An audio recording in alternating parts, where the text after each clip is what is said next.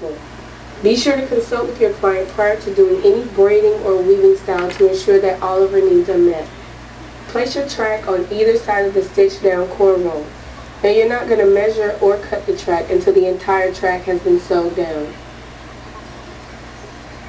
Place your needle through the track first, then ensure that the needle is going up and through the entire cornrow as well.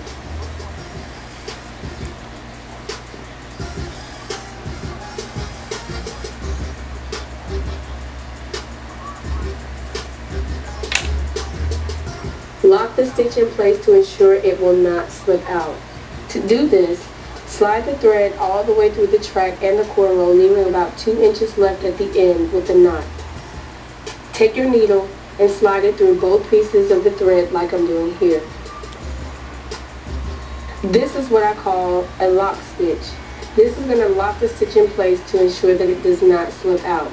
Now some people choose to do the lock stitch throughout the entire track, but you don't have to.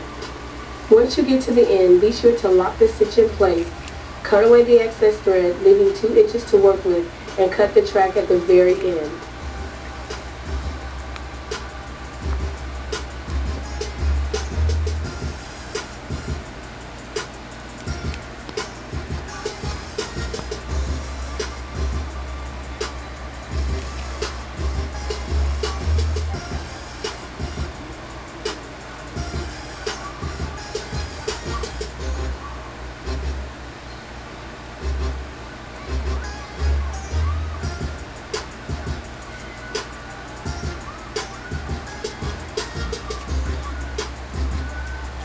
Once you get to the end, be sure to lock the stitch in place, cut away the excess thread, leaving 2 inches to work with, and cut the track at the very end.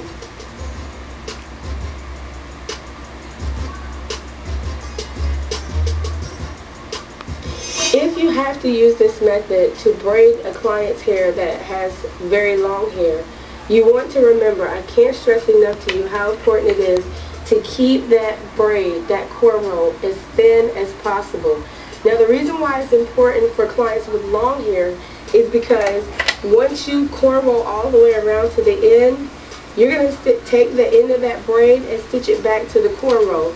Now if you have a really fat cornrow, when you stitch it back, all you're going to have is just bulk, and it's going to be really, really fat, and when you get ready to style the hair, you're going to see that big lump.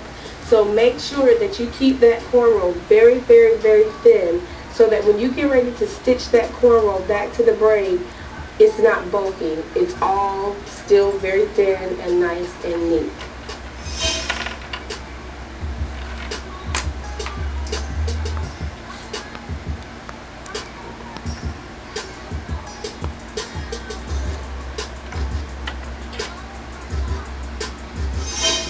It's very, very, very important that you choose the texture of hair wisely.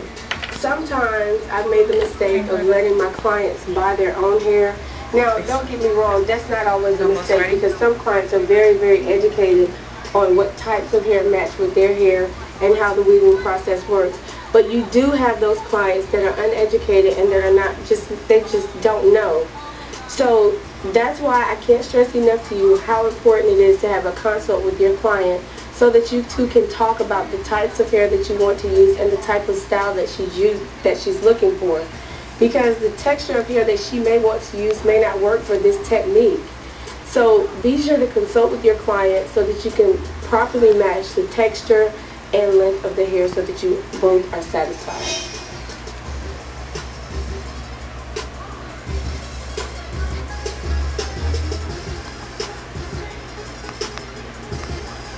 Now there are two different ways to lock a stitch in place.